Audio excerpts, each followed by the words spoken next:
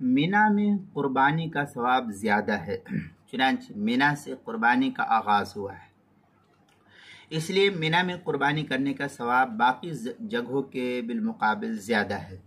اس لیے نبی اکرم صلی اللہ علیہ وسلم نے حج میں 100 اونٹنیوں کی قربانی کی، جن میں سے 63 اونٹنیوں کی قربانی خود رسول اللہ صلی اللہ علیہ وسلم نے اپنے دست مبارک سے فرمائی۔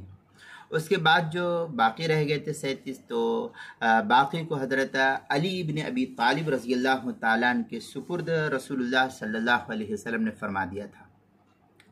اب قربانی کی اتنی بڑی تعداد اسی فضیلت کی وجہ سے کی گئی ہے، چنانچہ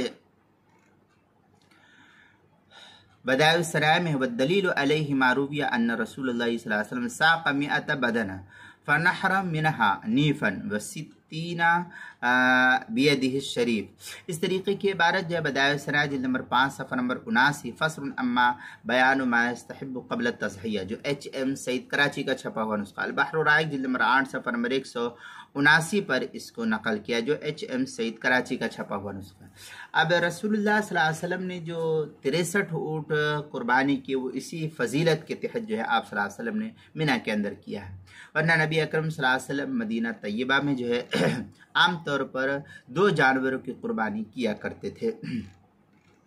چنانچہ فتاوی ہند کے اندر وقد صح ان رسول اللہ صلی اللہ علیہ وسلم کان یضحی کل سنہ بشاتین، فتاوی ہندیہ جلد نمبر 5 صفحہ نمبر 295، بدائع السرائع جلد نمبر 5 صفحہ نمبر 79، جو ایچ ایم سعید کراچی کا چھپا ہوا نسخہ۔ مشکات کے اندر ہے ان انس بن مالک قال ضحى رسول اللہ صلی اللہ علیہ وسلم بکبشین اقرنین املحین ذبحا۔ اس طریقے کی عبارت جو ہے مشکات صفحہ 128 الفصل الثانی، جو قدیمی کتب خانہ کراچی کا چھپا ہوا اس کا۔ ابو داؤد شریف جلد نمبر 2 صفحہ نمبر 30 باب ما یستحب من الضحایا۔ ترمذی شریف جلد نمبر 1 صفحہ نمبر 275 باب فی الاضحیۃ بکبشین کے تحت جو ہے اس کو نقل کیا ہے۔ اسی طریقے سے قربانی کے مسائل کا انسائکلوپیڈیا، اس کے حروف تہجی میم، عنوان ہے مینا میں قربانی کا ثواب زیادہ ہے، صفحہ نمبر 164 اور صفحہ نمبر 165 قربانی کے مسائل کا انسائکلوپیڈیا میں نقل کیا گیا ہے۔